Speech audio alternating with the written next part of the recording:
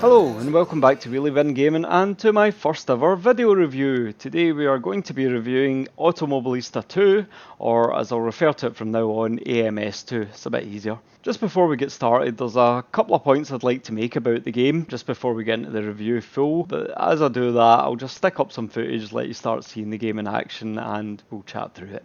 Hope you enjoy the review, guys. Hit like and subscribe. Thank you. Right, so before we get started properly, I'd just like to make a couple of points.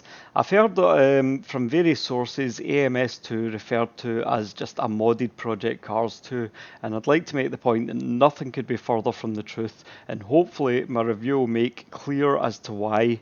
But jumping between the two, while I was doing this review, jumping between Project Cars 2 and AMS2, Project Cars 2 felt dull and lifeless in comparison. The difference was genuinely huge when you jump between one and the other. When you were in the MS2 and went over to Project Cars 2, it felt lifeless. When you came back to MS2, it just felt like the car was alive in your hands again. Also on the subject of Project Cars 2 and the Madness engine, with the upcoming Project Cars 3 looking so arcadey, it's kind of made me think and made me have a think about it recently, and maybe that's the plan with the Madness engine. Bear in mind this is just my thoughts here, but maybe that's the plan with the engine. The Project Cars series of games is to become the more sort of arcadey, casual racing games. Meanwhile, the AMS takes on the mantle as the hardcore sim, the purist racing game. Like I say, just a thought. Could be completely wrong, same as this whole review. It's just my opinion and based on my experience with things. Okay, so what is the MS2?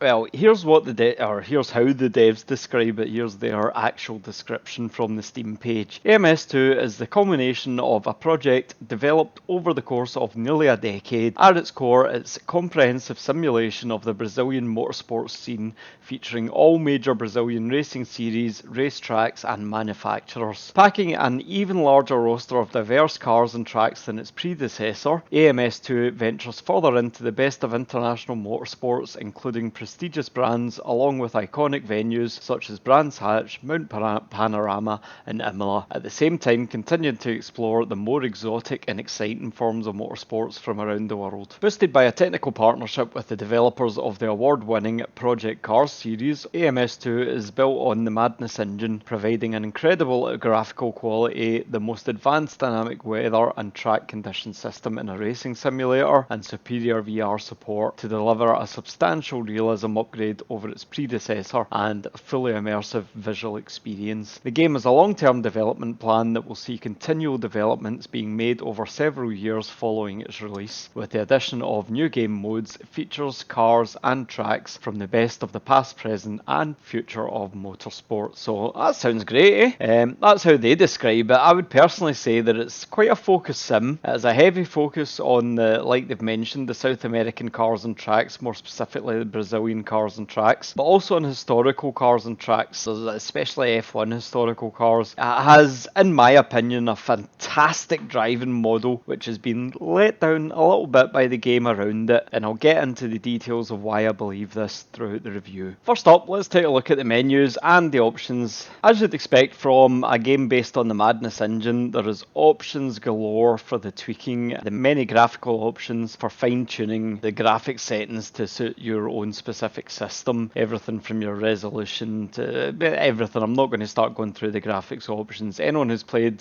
Project Cars 2 will have an idea of what we're talking about. The graphics options are extensive and no complaints there at all. There's also fully customizable controls, fully customizable force feedback settings. I had no issues at all with the game detecting my controller, my wheel and pedals. I've got a CSW 2.5 and V3 pedals. There was no issues with the game detecting them. Picked them up straight away and I was able to go on racing more or less straight away. Frame rate wise, I run the game on full Buna specs, all the settings at absolute max. I run on a 2K screen. I'll stick my specs either in the description below or on screen for you to see my PC specs, but I have absolutely no complaints about the way the game runs at all. It runs very, very smoothly, smooth as butter, no frame rate drops, 100 plus at all times, really happy with it. So options wise, I've got no complaints at all, very comprehensive options list with throughout the game. When it comes to gameplay options, on the other hand, they're not quite so great. You get 5 basic options for your gameplay options. You've got your lone practice, you've got a single player race, a championship, a time trial mode,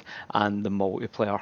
Lone practice does what it says on the tin. To be honest, doesn't interest me. You can set it up whatever car and track combo you want and just drive around yourself, not recording leaderboard times or anything, just getting practice. I've barely touched this mode, to be honest with you. Single player race, you can set up a single player race versus the AI. You can any track, car combination, weather, time, date, time acceleration options, whatever you like. You can set it up exactly as you want it, and again, very similar to Project Cars 2 in that respect. Lots of options for setting up your single player race there. Currently you can only set up a single player race, so you can't set up any kind of player created championship or anything for yourself. Now the AI, to be fair, is much improved from the early access period of the game, where it was god awful, to be honest with you. It was really, really bad.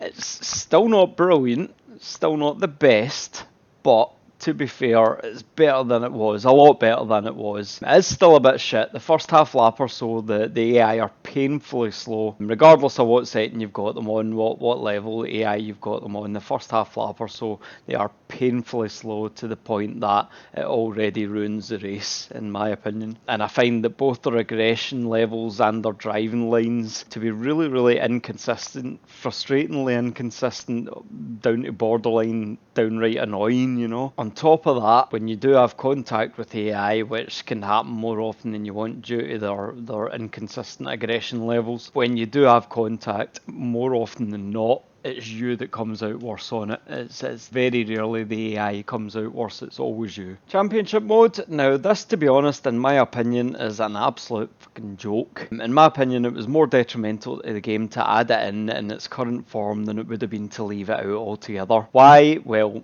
you can't change any of the options, and when I say any of the options, I mean you can't change the car you're in, you can't change the tracks you race, you can't change what type of championship it is, what sessions, the length of the sessions, what rules you're running by, the weather, you can't change the race length, you can't change the AI difficulty, literally nothing. You can change nothing about the championship at all. The races are set to an hour long by default. Like I say, you can't change that, and the AI is so painfully slow, regardless of how you've got it set in single player within the championship. It is so painfully slow that it's just not worth doing. It really isn't. I tried doing the championship, I get 6 laps in and I literally had to give up because I was so far ahead. It was absolutely pointless. So championship mode, at the moment, as it is upon full release without further development, absolutely pointless, embarrassment to the game, shouldn't have included it, and is another factor that makes the asking full price of the game a bit cheeky in my opinion. On to time trial mode. This is all about your world records, similar to, again, Project Cars 2. It gives you set fuel in your tyres, you can change your setup and allows you to challenge for leaderboard times and for world records. Great wee system, great wee competition, trying to get your name up in lights, so to speak, and all that. The only real issue there is currently with the time trial mode, and unfortunately it is a fairly major issue, is there's a bug and it's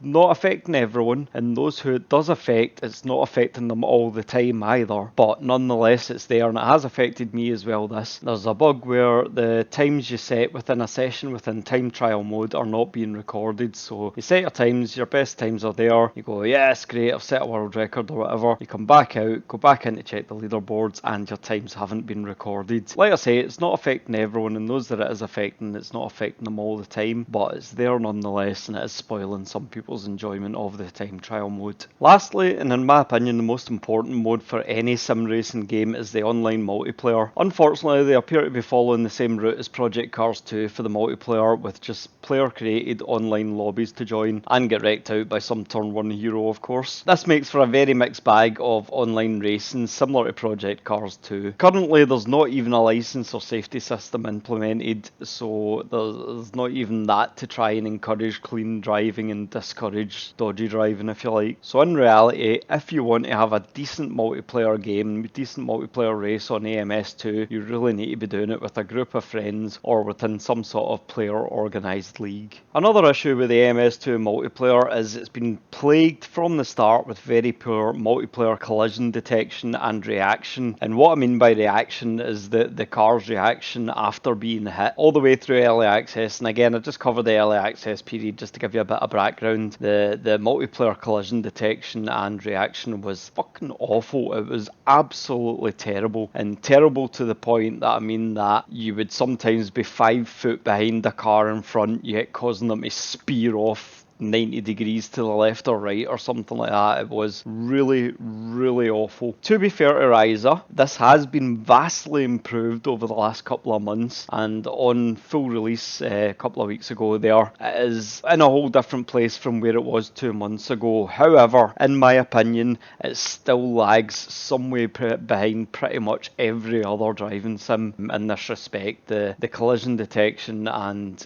damage reaction is it's much better than it was, but it's still way off perfect. Also, there's various multiplayer bugs that happen, things like races jumping straight from qualifying into the race start. I realise that this is also an issue with Project Cars 2, so it's probably Madness Engine related, but that doesn't excuse it. It's a bug, it's a really fucking annoying bug, and it should be fixed. Simple as. There's no race launch info after joining the session, so once you're in the session, you see before you join the session, before you click to join, you can see how long the race is going to last. But once you're in the session, there's no information on that at all. You can't see how many laps it's going to be. So after practice and then qualifying, you've then forgotten how many laps the race was going to be. So what you end up with is a bunch of people all asking how many laps it's going to be, in the hope that someone has remembered how many laps it is and you can put in the right fuel amount. If not, it's just guess it and hope.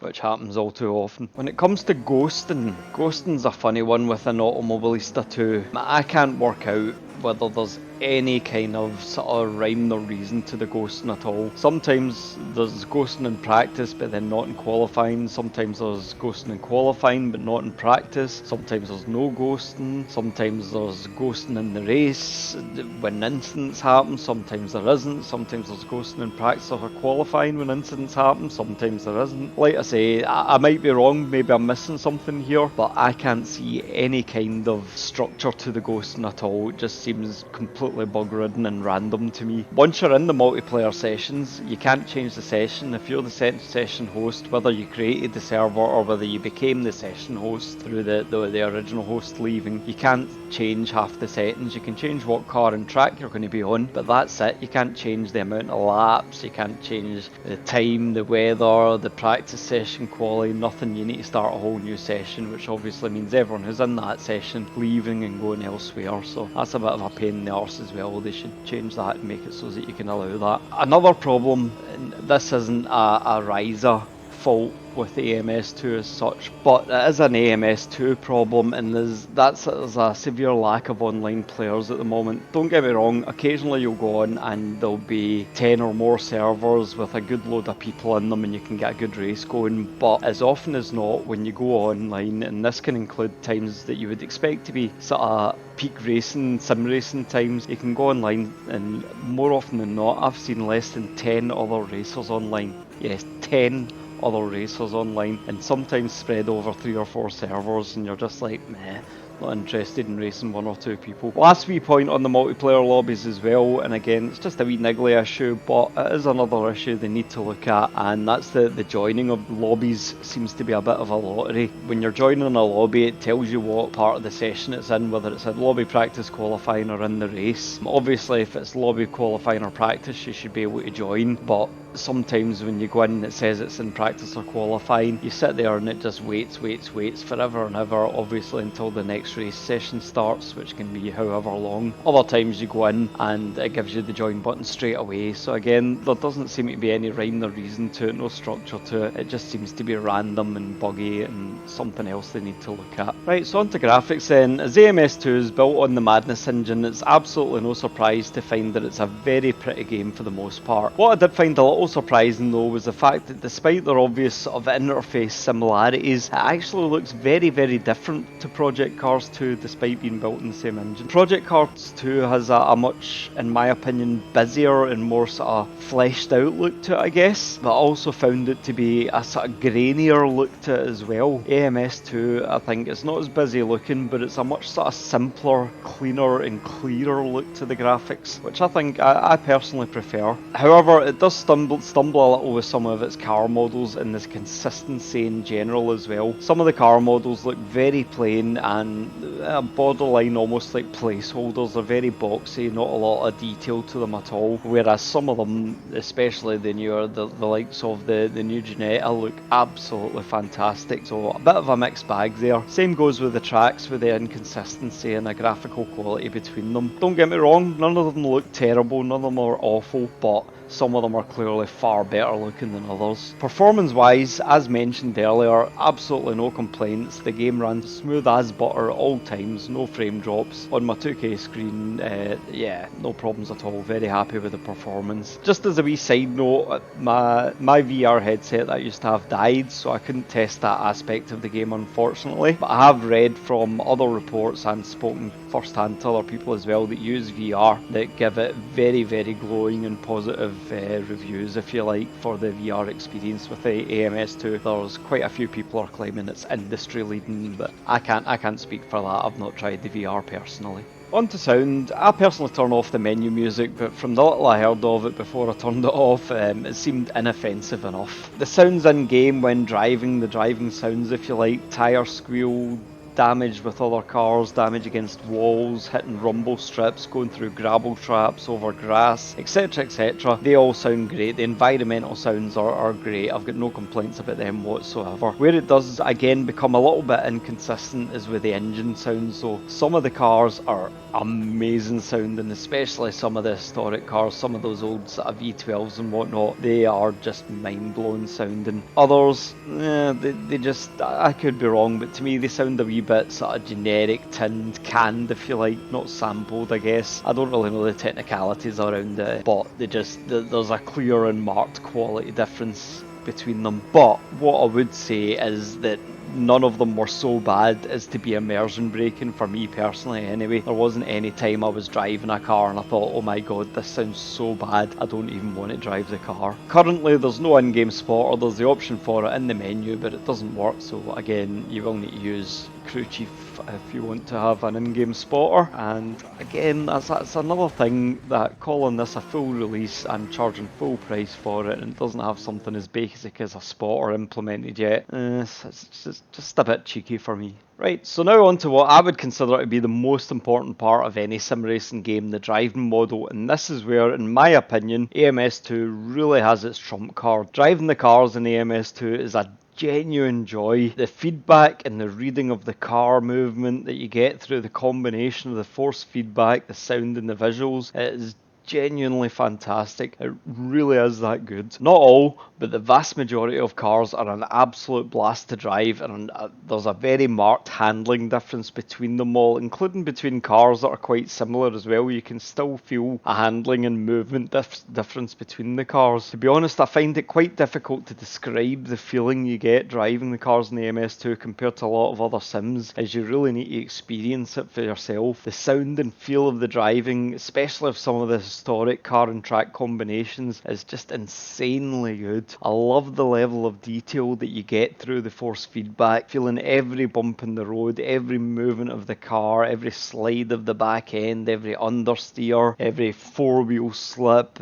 everything, every weight shift. You're feeling everything and you're sensing everything through. I'm presuming it's the force feedback, but I'm more presuming it's a combination of the force feedback, the sound and the graphics. It's all the inputs together combined are just give you this amazing driving experience. It really is. It's fantastic. So all of this, including the car and track combinations, that all combines to give you this immense driving experience. Like I've said, it's so much fun, and in my opinion it's a genuine challenger to any other sim out there when based on the driving experience alone, although that unfortunately is where the problems start. But honestly, I can't praise the driving model highly enough. I really can't. It's something that Ryza has got very, very right. So, I mentioned earlier in the review about some bugs and problems with the game. So, let's talk about those and about the things that I personally don't like about AMS2. Unfortunately, while taking notes for the review as I was playing the game, I was putting the notes into two columns, pros and cons, and the unmistakable trend that I was finding, unfortunately, that there was far more going into the cons section than there was the pros. That doesn't tell the whole story, don't get me wrong. Some of the pros are very, very major pros, like the driving model that we've spoken about, but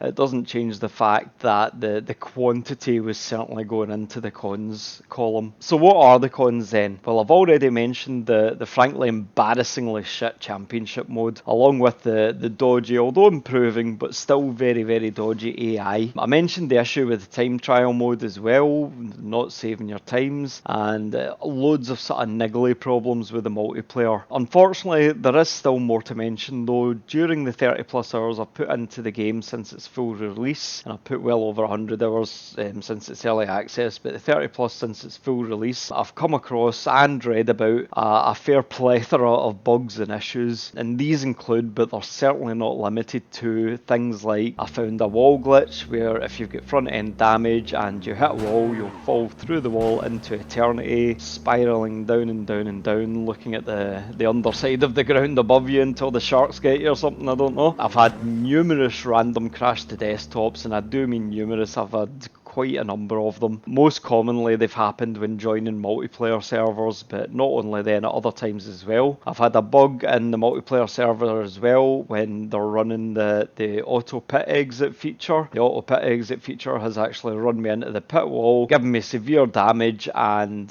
then not being given the option to repair it. Even if you go back to the pits, there's no option to repair. You go back out in the car and it's still damaged, and it's still severe damage. The only way to fix it was to restart the game altogether. Penalties within the game are horrendously harsh, and they're awful, really, really bad. Quite often when you get a penalty, although to be fair, that they don't sting you for penalties as much as they maybe do in some other sims, but when they do sting you, they're terrible. Quite often when you get a penalty, you actually need to come to a complete stop on the track for a number of seconds before the penalty will clear. Absolutely ridiculous. Apparently, and don't quote me on this, but as far as I understand, there's going to be no mod support planned for the game, and given the reputation of AMS1 and the modded reputation of AMS1, I think that's a bit of a faux pas by Ryza. I think that's a bit of a mistake. I'm guessing it's probably some sort of maybe license limitation of using the Madness engine or what. I don't know. I really don't know. But in my opinion, that's a mistake not to have modding in the second game when it was such a prominent feature in the first. More importantly, there's a couple of really bad bugs I've come across with my steering wheel, and these are nothing to do with my wheel because they've never happened in any other sim, only in AMS2. But I've had one bug where the wheel turns hard to the right,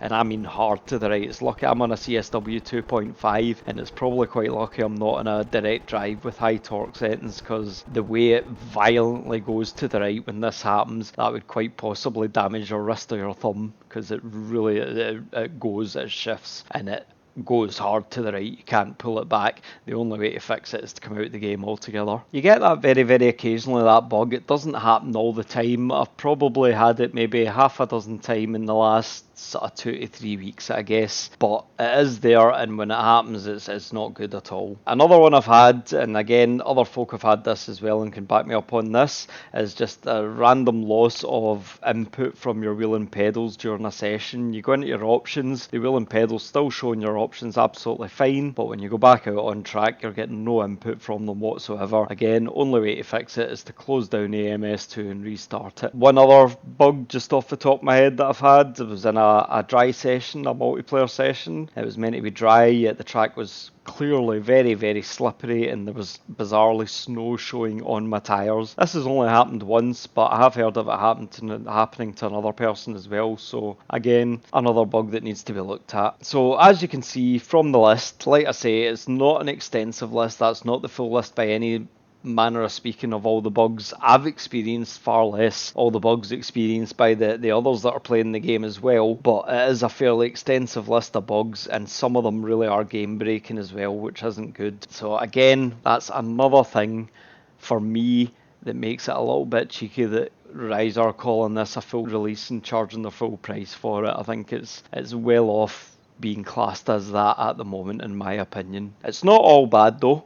AMS2 does have some very, very strong positives as well. We've already spoken about some of them, especially the driving model, but other things would include, for example, it already has a reasonably extensive car and track list and the promise of more free content to come as well between now and the end of the year, alongside the downloadable content packs that will be coming as well. Now, these are quite pricey, and Ryza did put out a statement. They obviously seem to get a bit shitty about people complaining about the price of these, so they put out a statement explaining the thought process behind their pricing, and I read that, and to be honest, it makes a lot of sense, but for me it doesn't change the fact that as the game stands at the moment, calling this a full release and charging full price for it is cheeky enough as it is, far less the cost of the downloadable content packs. Hopefully that will change in time, but you can only review a game on how it stands at the moment, and that's my opinion on how it stands at the moment in that respect. Other good things about the game though, the car roster, it could be seen as a good or bad thing depending on your stance, I guess. It's not your usual list of cars that you would get in most games. They're like, say, your Ferraris and Lamborghinis and Zondas, etc, etc. Rise are obviously a South American, a Brazilian studio, so there's a heavy focus on the South American content, the Brazilian content. So lots of Brazilian cars and tracks there. Lots of tracks that if you haven't played AMS1, you won't have heard of. Lots of cars, again, that you haven't played AMS1, you won't have heard of before. So a lot of the cars on offer will be all unknown to the European and the American markets. I don't personally see this as a bad thing myself, as variety and choice are a great thing to have, and having a game with some variety and choice that pretty much no other game offers out there, in my opinion, is a good thing. But I know many others will see this as a bad thing. They want your Ferraris and your Zondas and your McLarens in every race game they play, but just down to choice at the end of the day. There's also a really heavy focus on historical cars, especially historical F1 cars within AMS2, and I've got to say the experience of driving something like an old F1 V12 around one of the old historic tracks is truly immersive, and it's just brilliant. It really is brilliant. I can only imagine how good it must be in VR. There's also an excellent variety of different types of cars, not just all similar types of cars. There's like your saloon touring car style things, there's stock cars, there's utes, there's like old 80s hatchbacks, there's NASCAR type cars, there's Formula 1 new and old type cars, there's go-karts, there's lorries, there's a great variety of different cars, road going and race trim. So overall, I would say the car and track selection are absolutely excellent within the game so far, and with a lot more to come, hopefully free of charge before the end of the year as well, so that's another plus point to the game as well. Obviously, we've already spoke about the driving model, but again, I just want to stress, and I can't stress enough, just how good it is. The sense of weight transfer, especially, is sensational. The sense of the car movement that you get is just sensational. It's so good, and it makes driving the cars within AMS2 so natural and responsive feeling, and so much fun as well, most importantly. Another good thing is Ryza are clearly a very devoted studio, and they're working hard on the game with regular updates and fixes happening. In actual fact, not long after the release, there was an update which caused me to have to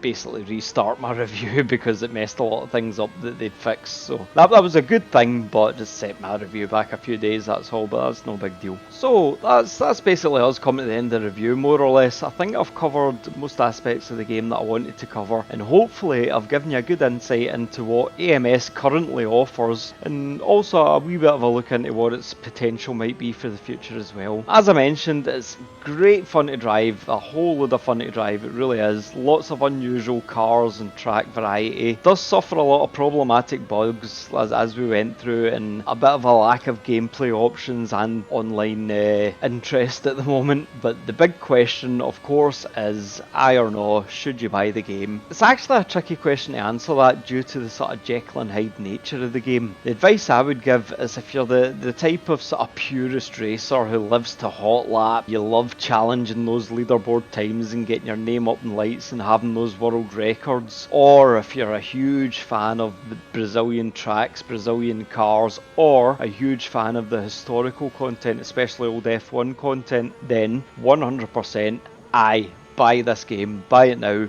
You will love this game. It will be fantastic for someone like that. If, however, you're someone probably more like the vast majority of sim racers who are possibly a bit more sort of casual racers, sometimes just want to do your own wee championship, single player, or jump online and manage to easily get a race with a bunch of other people online and have good fun races, driving cars that you know, driving cars that you've seen on the street or whatever, and like I say, looking for good online racing without having to join leagues or whatever, then to be honest, this probably isn't the game for you at the moment, but what I would say is don't rule it out completely. It's most definitely worth keeping your eye on for its future development, because it could still become that game. It hopefully still will become that game, because I love the driving model in AMS2 and I want to see it become one of the premier sims. I really do.